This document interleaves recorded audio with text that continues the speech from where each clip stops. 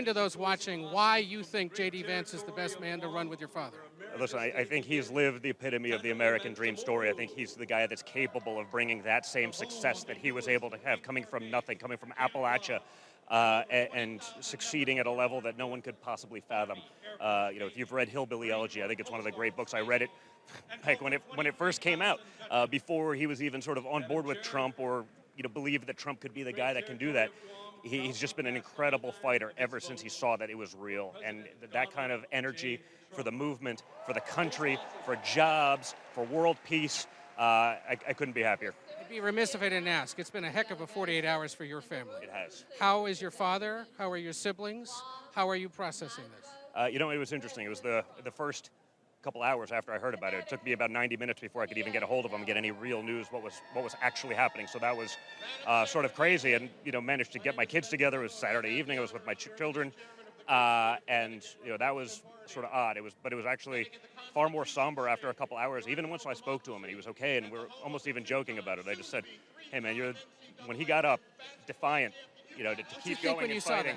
I told him, I said, you are the biggest badass I've ever seen. And that's the highest compliment I can afford anyone.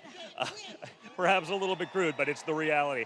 And I think it's that kind of leadership, that kind of strength, that kind of resolve. That's what we need to make our country successful on a world stage. That's why we didn't get into wars when Trump was president. Putin didn't invade his neighbors.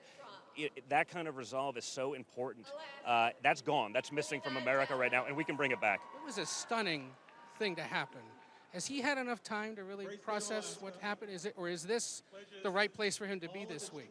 I think it's the right place. I mean, he sees the magnitude of the decisions that it takes to be the President of the United States. He understands peoples, their families, their livelihoods, just dependent on that man's success. The guy that you want seconds after being able to being shot to get up and want to keep fighting and engage.